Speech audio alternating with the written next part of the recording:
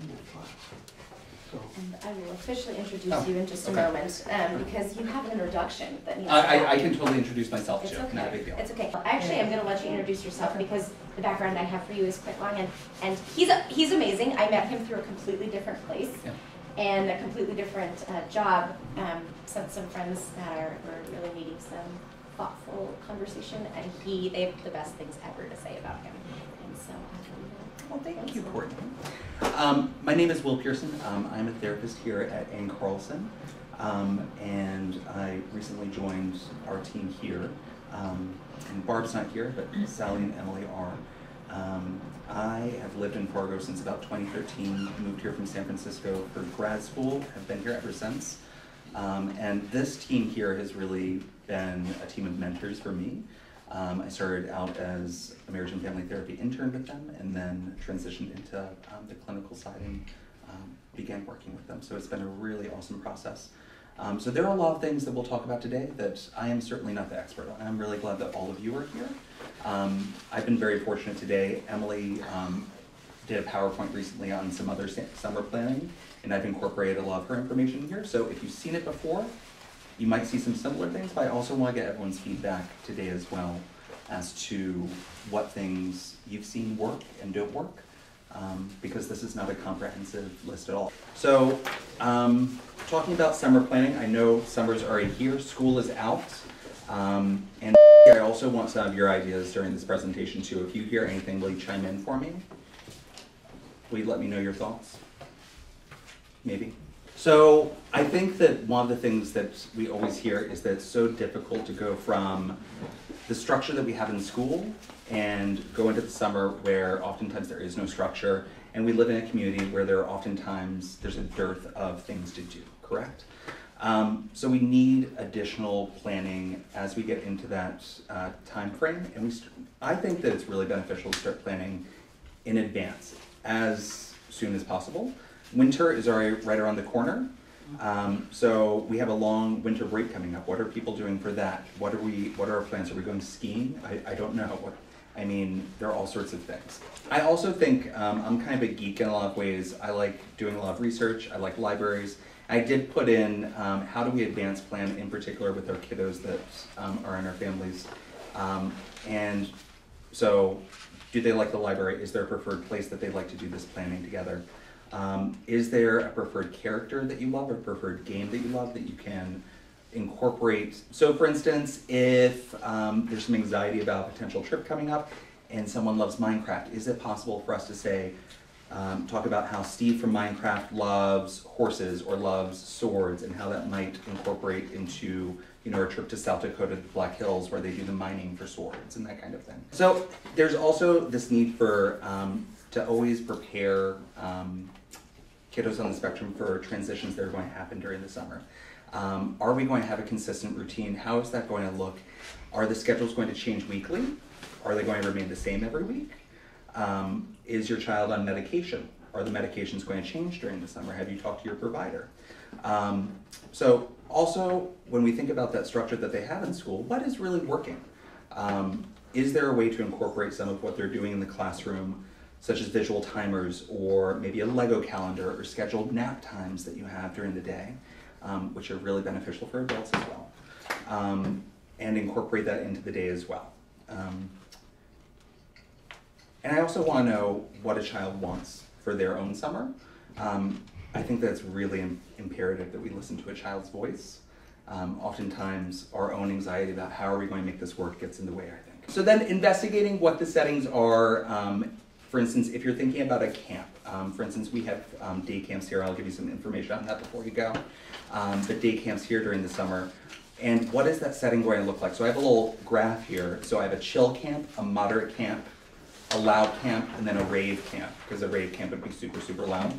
And then thinking about the child and what their tolerance to noise is, how is that going to affect potential meltdowns? Is the location prepared to deal with that? And then for me, it's also all about kiddos and the programming that we work with and building relationships with them, certainly. I do think that children know themselves best, and again, listening to that voice is very important. But as you're thinking about where to go or what activities to join in on, whether it be the YMCA and Carlson, what have you, I want to make sure that people are meeting the staff and have an opportunity to bring their kiddo in there as well. Is it possible for a parent and or child to sit in on some of the programming that's happening? I think most places would allow it, but if they don't, is that a red flag? I don't know. Making sure that we have a good transition object, a good plan in place for transitions, and then working with our kiddos to create a transition plan, even an autobiography of this is who I am, and these are the things I love, these are the things I dislike, these are the things I'm kind of meh on. So on my likes, dislikes, and meh, I have likes as perler beads, Legos, and bugs and creatures, because I like those things, right? I don't like loud sounds, scratchy carpets, and certain providers. And I'm meh about National Geographic magazine, Tetris, and unflavored oatmeal.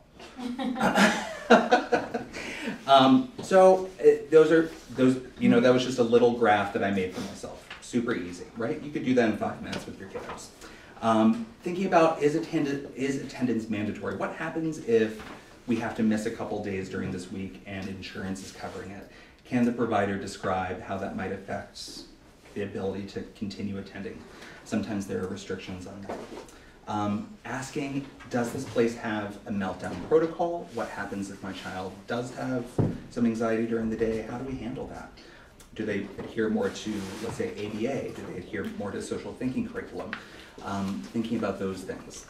Always having a good emergency contact plan, touring the space, maybe even photographing the space together if your child likes photography.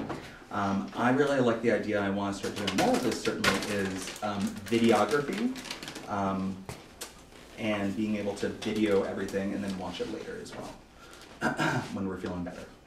I did receive a question before presentation about daycares. I did want to have a page about that as well. Daycares, certainly a part of summer, every season, but what happens when maybe there's a problem with daycares? We get a lot of questions about, well, where do I turn for information about a daycare? Turning your questions to the local social service office is imperative. Their findings or any problems about daycares are generally on file and publicly available.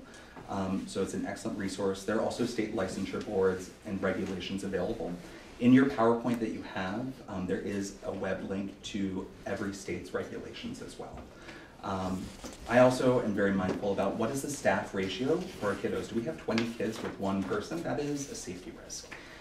Is it crowded? Is it loud? Are there a lot of other kids? Again, can we tour that space? I think it's really important. And then I think also asking hypothetical questions through a shopping call, if you will, calling anonymously and saying, you know, what is it like? I'm thinking about coming to your daycare, but I just want to know about what it's like for kiddos who have a hard time, and kind of how do providers, you know, work through that, and see what they say. If the person doesn't know, how does that make you feel as a parent or as a guardian? Is that a place where you want to be? I don't know. I mean, these are all very personal preferences for people. But it's a good way to get a perspective that you might not get if you're there in person and people are on their game.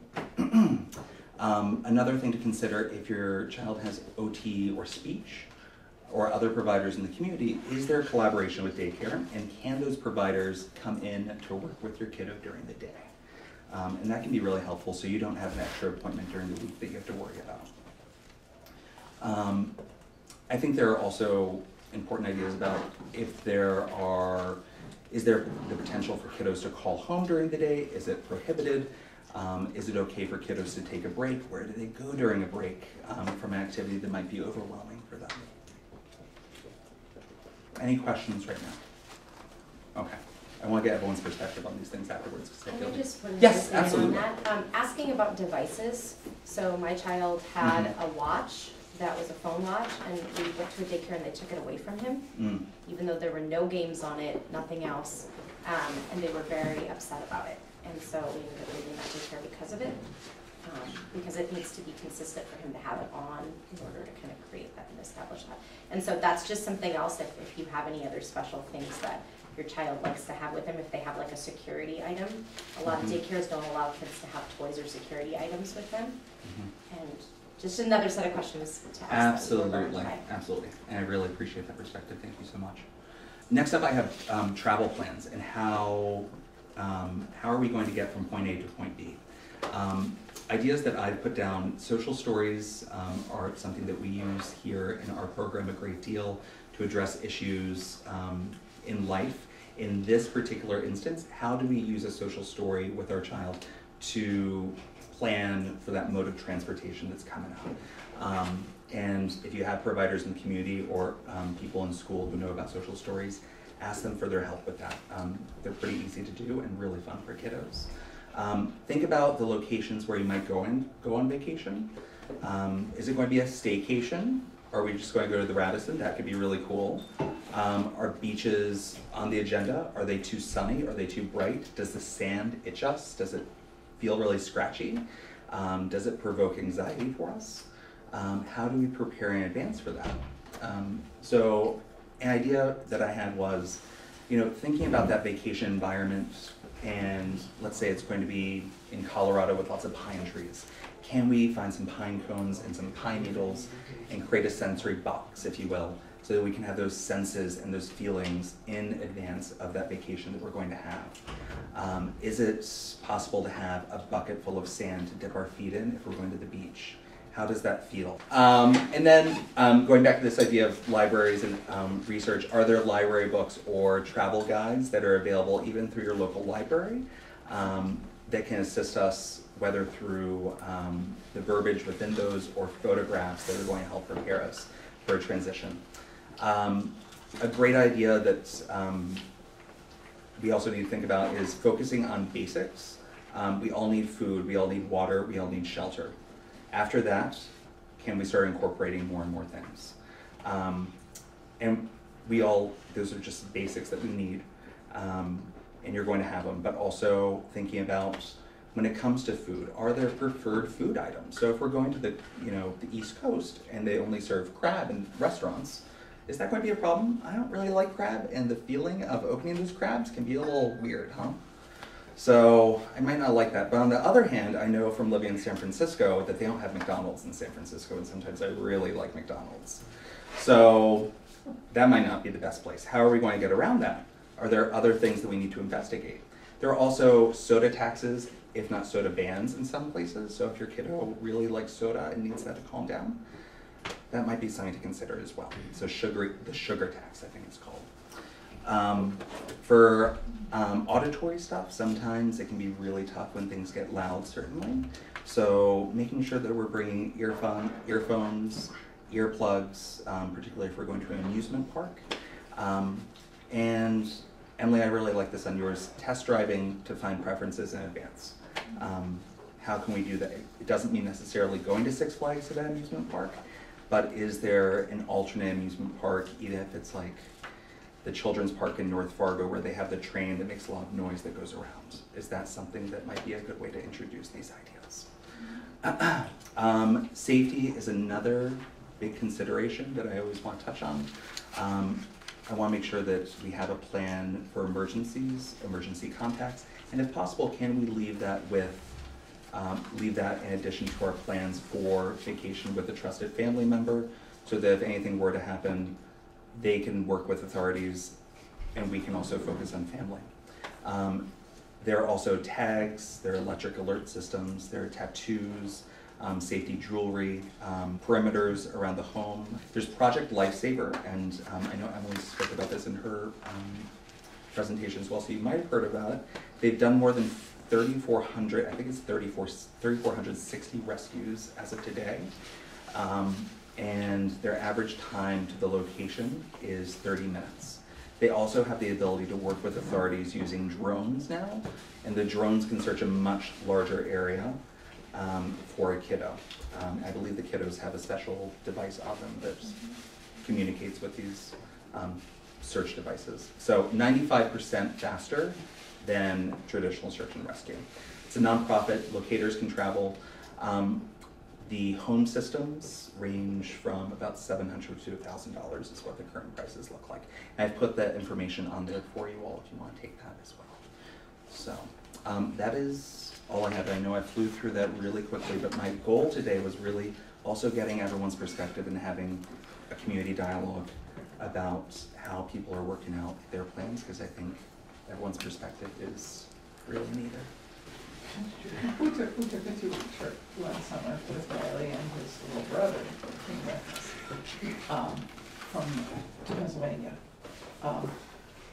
It was a very long 2 days on the road.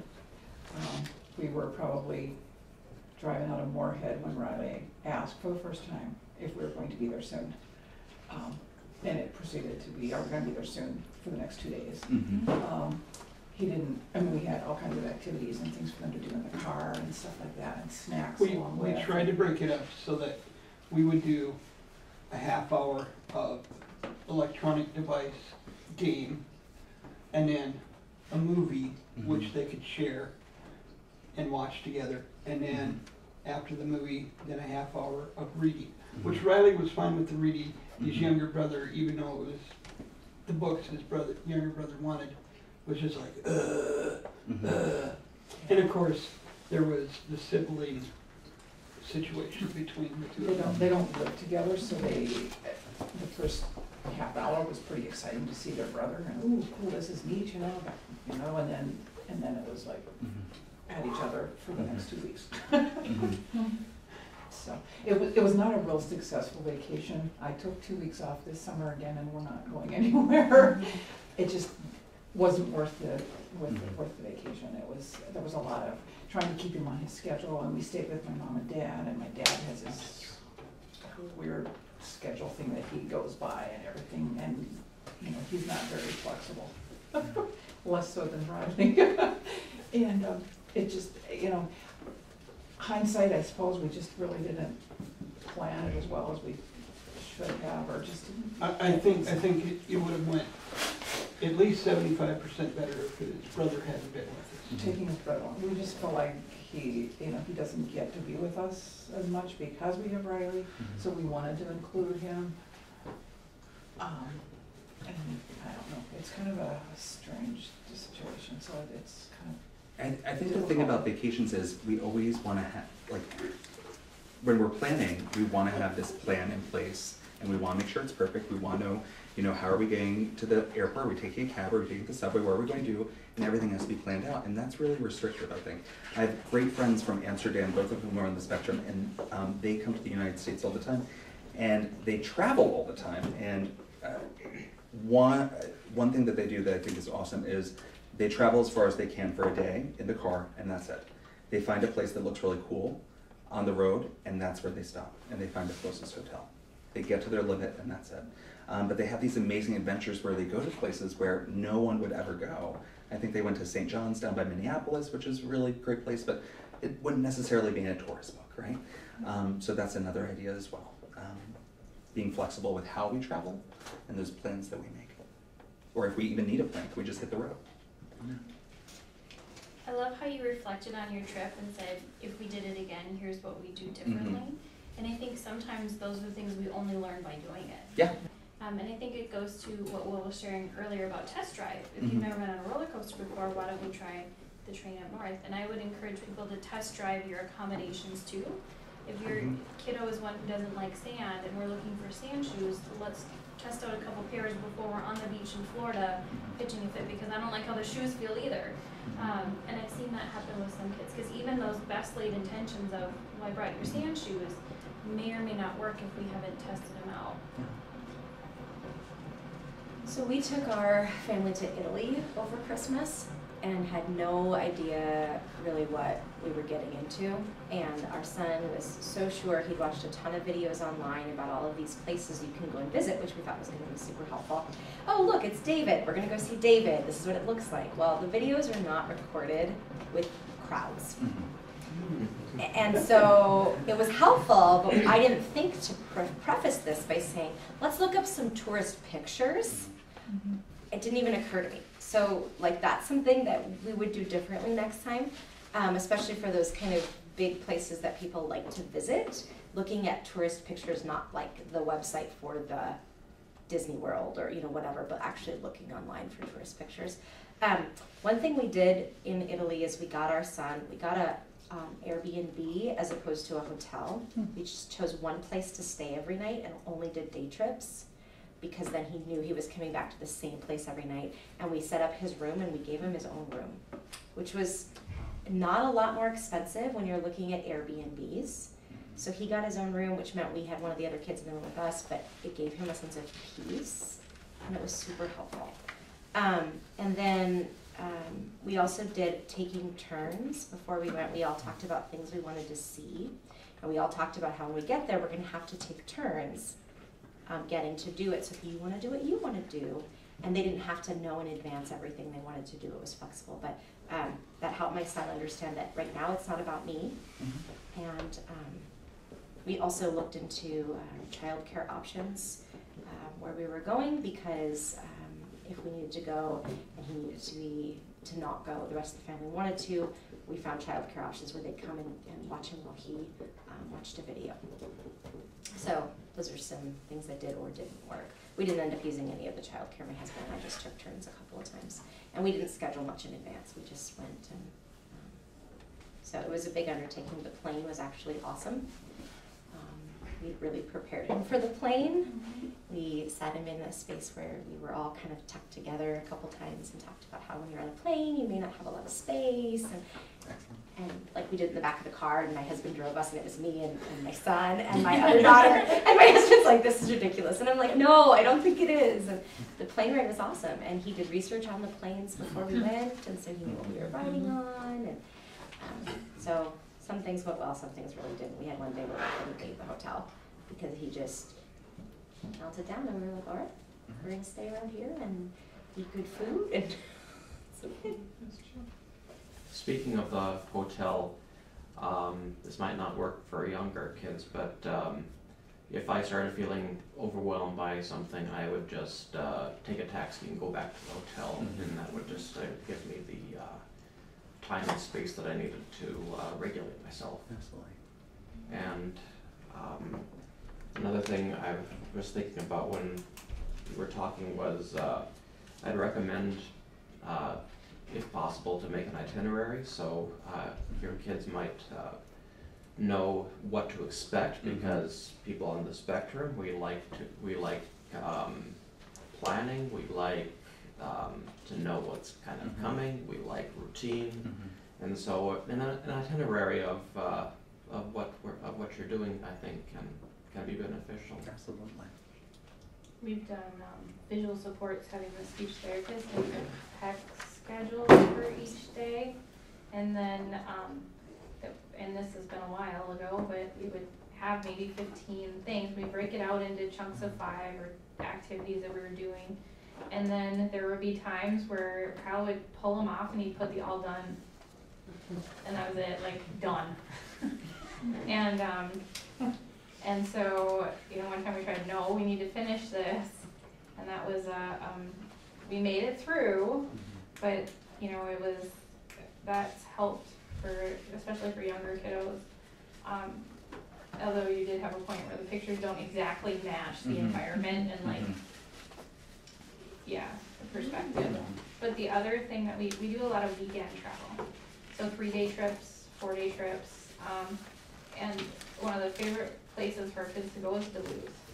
They love to watch the moving bridge and the great big ships and the shore and go to the beach, but what we've discovered when we travel that's really important is our kids love to stay at hotels that have swimming pools. But the amount of chlorine in those pools can push them over the edge, the smell. And so I've actually, and of course you're going to get front desk because they'll say, oh no, it's fine. But I will, I think it's Google that has where you can, Google Maps, you can ask questions. And if you ask, how bad is the chlorine smell in this hotel? Past travelers will say, it's horrific. Or, we didn't really mind it. Or I couldn't even smell it. And so we tend to go with ones where I couldn't even smell it, and then we request a room as far away from the pool as possible. The kids will still get to go swimming, and then we can go back and they don't have to smell like they're still swimming. So, those are And there are pretty also good. saltwater pools as well, so. I those are haven't really found fun. any of those on our travels, but checking the chlorine level. Castleton is a saltwater pool. Oh, the Castleton Hotel. And you can buy day passes. So if you don't wanna stay overnight, but just wanna try it out and go swimming, check it out. Yeah, so when we go on those overnight trips and those weekend trips, that's one of the things I've learned to look for. And I'm sure it would impact any travel. The Inn on Lake Superior in Duluth has a swimming pool on the roof outside, so Yeah. it doesn't Fun. smell so bad, but yeah, sometimes the outside weather can Where really. is that one at? Canal Park. So, just to add on to that, we went to a hotel when we were in Chicago that had a hole in the roof, and my son wouldn't swim in it because he was so afraid that the roof was gonna cave in and all the water was gonna. So just like be aware of that, because we did not anticipate that, and he would go nowhere near the pool. He wouldn't even stand near it. Oh, it's like outside, so like the sky is like, there's nothing over it in Duluth. That one is like literally outside. It was April and it was freezing, and we were in the pool. In the It was pool? and it That was sounds fun. amazing. It was amazing, really.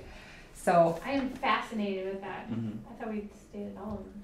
One of the things that we were aware of with our kids was the time of the day that we were traveling. it's a Oh, big one. yeah. Different kids are great, you know, at 4 or 5 o'clock in the morning. Other Mhm. kids like to travel overnight while they sleep. Others, it's afternoon, evening. And just figuring out what time of the day they travel best. For sure. It's a really good idea. I don't recommend traveling overnight. If you give your kid melatonin thinking he'll sleep in the car overnight and stay up for over 24 hours. No. We've tended to avoid travel just because it's just the short-term trips have been really difficult. Mhm.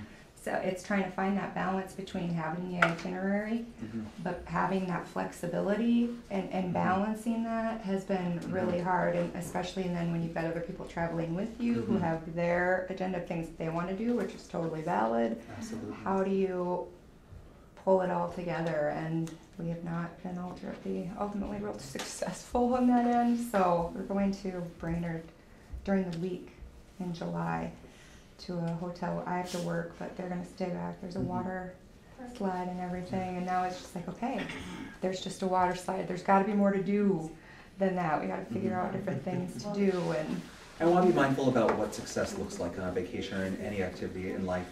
And he brought up something fabulous. It was still a great trip, Yeah. even though mom did not sleep. you know what? That's So, a great Oh, point. yeah, Yeah. no, it was great driving with him screaming, kicking the seats and Yeah. everything for 3 hours before he finally calmed down. and that's okay, because we still had a great time. Right. You know, the memory is what's important, and that connection to the place is so important, I think, too. Gauging what a success is, it's really hard when you look at that and it's just like, oh, it's not what I expected it to be, or it's not what we were hoping it would be, or, you know, having realistic expectations that everything isn't going to be perfect, and that's Mhm. okay, and it's going to be really hard at times, and that's okay, and that doesn't make it an awful trip, because if I get stuck in that you're kicking my seat, you quit kicking my seat, and then it, you know, that stuff snowballs, and I don't catch it myself until it's gone too far. So it's just really hard to not be hard on yourself, Mhm. I think, sometimes with that planning, and I haven't figured out how to master that yet, but I figure that that's really one of those places with parents that you kind of gotta hammer home. It's just, And that's true too, because Toby did call Grandpa a week or 2 weeks ago and said, are you guys gonna take any trips this summer, and can I come with you? yeah. So his thought was that he had a great time last summer, Mhm. which he had never been to Pennsylvania, and it was kind of, I wanted him to see my family, who were all Mhm. back east, and so he thought it was awesome, and truthfully, it wasn't as horrible, and it wasn't always just right. My parents are living at home alone, Mhm. and that was a whole nother kind of stressor for the trip that had nothing to do with Mhm. Riley and Toby and the kids. Mhm. You know, there was that whole other dynamic that's still out there. I think we should try another trip again, but I'm a little more forgiving. I think there are some things that are much more stressful when he's Yes. driving. He doesn't want noise in the car when he's driving, and he doesn't want talking in the car when he's driving. And it's like they wear headphones to listen to their movies and stuff, and you know, you have to kind of work with everybody in there. Yeah. And so it kind of, I wanted to fly. That was my thought. Let's just cough up the money and fly. We'd be there in 4 hours and we're done. Then we're not doing this 2 days on the road going, how long is it gonna take, how long is it gonna take? I thought a motorhome would be a good plan. You rent a motorhome for the trip, you're in the same Have place. extra you space sleep to stretch out. You sleep in the same place every night. Everything is, you know, that piece of it would stay the same regardless of where we were at. You know, I think, and I still think that would have been a good option. He vetoed that one too, so. He told me to take the trip myself if I needed a motorhome. So I said, okay, well then I guess we don't need a motorhome. So. But that is a it's really hard. good point. Yeah. I deal with the same thing. It is really hard when you are like, I can be flexible like this, but the person I'm with can't be. So how do you accommodate that part too? Do you have people you can go visit? Because that's another thing that we do every year is we go to Branson, and it's 15 hours in the car. But all 4 of my kids and I drive down, usually my husband's working, and we pack up and go. We know who we're going to visit, the kids know where they're gonna be staying, they know what room they're staying in. We just do it every year, and it's about a week that we're gone. They know where they wanna go in Branson and what they wanna see, and some of it's really just low key, but it's just the same. They know the people, and the people know us, they're good friends of ours, so it allows us to travel. We can stop and see things along the way. We plan it. You can make the trip in 10 hours, but it's 15 for us because we plan on stopping at Council Bluffs to go to Bass Pro, and I mean, so then we kind of set this annual trip up where they know what to expect, and it's not unpredictable. They know how long it's going to take. One of my kids has become a map reader. Because he can chart which channel we've gone through and check it off, and it's really hard to find maps nowadays. Rest stops. Yep, they do. North Dakota is really good at that. Everyone at the visitor centers, that's what we Is did it all. Iowa that's not good at it? Iowa doesn't have, we struggle to find a map of Iowa. You might be able to download. Yeah, so eventually what I did was I just handed over Google Maps. Yeah. And then we drove. Yeah, oh yeah. One of the things when we traveled, I think there are a couple of real cogent things that I've heard. One of the things that I've heard today is it's often much harder on us than it is on the kids. Because we have the responsibility and we have, we've got to do the herding and we've got to do all of this. So that it's harder for us. But one of the things that I did when we were going to take trips is I was the planner. And so I used to prep my husband. And I talked about, this is what we're doing on day 1, this is what we're doing on day 2. Here's what, what you can expect. Yeah, it's gonna be hard on the kids. About this time, we're gonna have to stop for a snack because the kids are gonna, and also then to give him the out that if it gets to be too much, I can drive. That's fine. And occasionally, not as often as he probably should have, he would say, please, I'm done. I can't do this anymore. But I think it's important to prep our other people as well as our kids when we go on the trips. One of the things that I've discovered in my own family, that some of the characteristics that exist in my son also exist in me and in my husband. And recognizing where those come from, and they may not be to the point of a diagnosis ever, but they still exist. And so recognizing what my issues are, where I get really annoyed, so I have a trouble with a lot of noise. And then I'm not my best self when there's a lot of noise. And that's when I need to look at my husband and say, you know how I get when there's too much noise, can you take over? Conversely, what are his triggers? Just like we do that with the kids. And I want to say to any parent that's ever taken a kiddo on the spectrum on the road, congratulations. You are a saint, and people don't say that enough for us as parents. Like, we don't say that enough to each other. Like, our job is hard. It's really hard, but we're giving them experiences despite the fact that it's hard. And then my last thing I'll say is that one of my girlfriends also has a son on the spectrum, and she and I are leaving our husbands behind, and we're taking our kids, the two of us, because we think the two of us can parent the group of kids together differently and maybe a little bit in a more relaxed fashion, because opposites attract. And so that makes for interesting travel. And she and I are not opposites. And so we've talked about how we like to do things and found a friend that, you know, I think that we can do it with. And then we talked to our husbands and said, this isn't about leaving you, it's about providing our kids experiences. And you can stay and rest, and maybe another time you can take, and I can stay home and rest. So I haven't done it yet, so I can't tell you how it goes. It's our first try. We're doing it in August, and I'll report back to the team. I did that last August. It was the best trip we ever had. We went to Duluth, me and a girlfriend and her two boys and my son, and it was like we could relax because the pressure was kind of off. It was amazing. It was really amazing. Well, and your need to take care of people isn't divided in the same way, because we have to take care of our significant other, and we need to take care of our children, but they're different kinds of care, and it's a lot for one person to manage, I think. So that's good to hear. Good point. I know this might sound unreasonable in terms of budget, but I do know that if there's any way that you can partner up with friends and get 2 double or queen beds at a really fancy hotel like the Four Seasons in Chicago, they remember and are required at the level of diamonds they are with Michelin or AAA or whatever it is, to remember and recognize everyone by name every time they see them, and to recognize what the activity was that they were engaged in. And this is a little outlandish, but it's an idea, but it's also, it would be such a fantastic experience for a kiddo to have those social experiences. Because oftentimes when I travel, last trip I made was actually to Duluth, and every time I went at the hotel, the people at the front desk were just on their computers and they don't really pay any heed to us coming and going. But I want more experiences for our kids.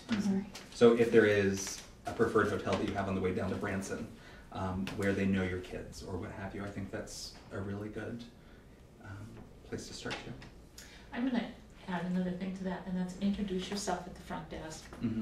Hi, Or call in advance. My name is Sally, this is my daughter, this is my son, we're gonna be staying here with you, blah, blah, blah, because I found that came in very handy when my then 3-year-old decided to wander off in Atlanta. Oh my God. And I could go to the hotel, I said, my 3-year-old has wandered off, and they had that place shut down immediately and had people searching and knew exactly who they were searching for. So it really pays. She found herself, by the way, a new family. Well, Southerners are very hospitable, I'll say. Well, they were, and they had like 5 kids, so she was just number 6. And the mom realized, she said when they got up to the room and she was counting noses, that she had one too many. Wow. And I went, oh, wow. Where are you? Well, I want to be mindful of time. I know it's about 1 o'clock. Are there any questions that anyone else had? Yeah, the drop-in childcare for why slammed the back of his head into a brick wall. They didn't follow any of their procedures. Didn't let me know right away for head injury. Didn't let me know at pickup. I found it about 20 minutes later. So.